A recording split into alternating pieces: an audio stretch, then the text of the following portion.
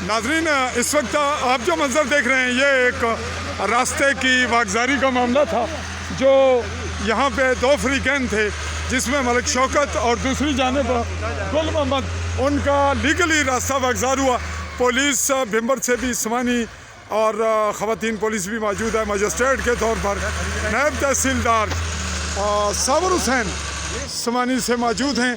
और जो मामला था तनाज़ा वो था इस जगह का जहाँ इस वक्त ये झुंड पड़ा है दरख्तों का, ये उनकी मलकियत थी या जो भी था। इस तनाज़े में रास्ता इस जानिब से बदल कर इसको रुख दे दिया गया दूसरी जानिब।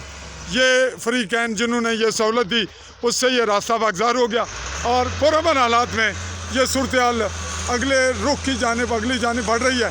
हम रिपोर्ट कलेक्ट कर रहे हैं आपके लिए। इस वक्त 19 जनवरी 2023 की तारीख में और रास्ता वागजारी का सिलसिला जारी है और परवेज़ साहब भी यहाँ मौजूद हैं। हम देखते हैं और अगले मरले पर जो मज़ीद अगर कोई कार्रवाई ज़रूरी हुई तो हम आपके गोश गुजार करेंगे।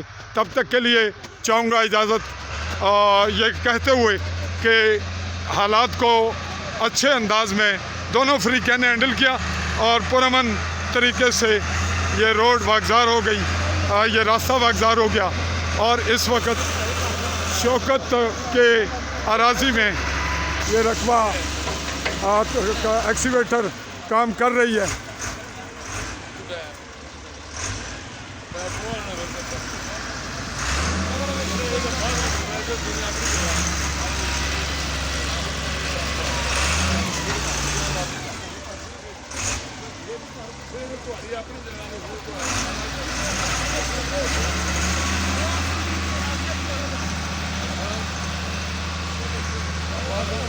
जी नाज़रीन, रास्ता वागजार हो गया और यहाँ पटवारी हल्का भी मौजूद हैं।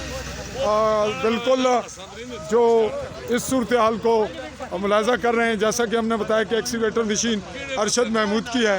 हम रिपोर्ट को मज़ीद बढ़ाना नहीं चाह रहे। मामला रिपोर्ट मुकम्मल हुई, रास्ता वागजार हुआ और पुलिस पुरअमन हालात को हैंडल करके वापस जा रही है इसकी हिकमत अमली में। जहाँ तक SHO और मजिस्ट्रेट साबर हुसैन दोनों का किरदार है, ताहम जो पार्टी फ्रीकैन थे उन्होंने भी यहाँ बड़े अच्छे माहौल का मुजाहरा किया।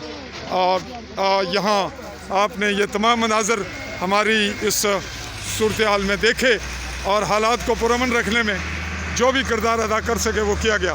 चाहेंगे इजाज़त, अल्लाह हाफ़िज़।